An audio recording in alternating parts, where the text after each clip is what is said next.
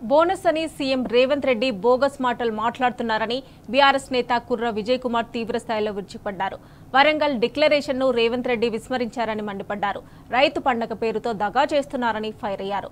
లక్షల కోట్లతో పేపర్లలో ప్రకటనలు ఇచ్చి ప్రజలను పక్కదారి పట్టిస్తున్నారని వివరించారు. అన్నదాతలను అన్ని విధాలుగా మోసం చేశారని ఆగ్రహం వ్యక్తం చేశారు. ఏ ముఖం పెట్టుకుని పాలమూరు వచ్చారని ప్రశ్నించారు. 6 గ్యారంటీల్లో ఒక్కటి కూడా అమలు చేయలేదని విరుచుకుపడ్డారు. రైతులను కష్టపెడుతూ కాంగ్రెస్ ప్రభుత్వం పండగలు చేసుకుంటుందని మండిపడ్డారు. ఏడాదిలో ఒక్క ప్రాజెక్ట్ తీసుకొని రాలేదని విమర్శించారు. రైతుడు వరంగల్ డిక్లరేషన్ లో రాహుల్ గాంధీ గారితో 2 లక్షల రైతు రుణమాఫీ చేస్తామని హామీ ఇచ్చి మోసం చేసి ఈరోజు ఇంకా దాదాపుగా 18 లక్షల మంది రైతులకు 13,000 కోట్ల రూపాయలు రుణమాఫీ పూర్తి చేయలేదు. రేవంత్ రెడ్డి గారు మాత్రం ఎన్నికల్లో పూర్తి రుణమాఫీ జరిగిందని చెప్పేసి రేవంత్ రెడ్డి గారు, హరీష్ రావు గారు రాజీనామా చేస్తామని చెప్పేసి మాట్లాడిన ముఖ్యమంత్రి ఈరోజు ఏం సిగ్గుండి ఏం ముఖం పెట్టుకొని ఈరోజు మళ్ళొక్కసారి రైతు రుణమాఫీ చేస్తామని చెప్పి ప్రకటనలు ఇచ్చినావు రేవంత్ రెడ్డి.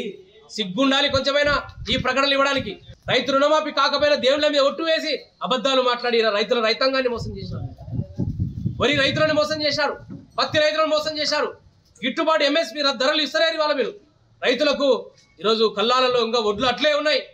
పత్తి ఇంకా ఎఫ్సిఐ కేంద్రంలో ఎన్నికలు పంపిస్తున్నటువంటి పరిస్థితులు చూస్తా ఉన్నాం.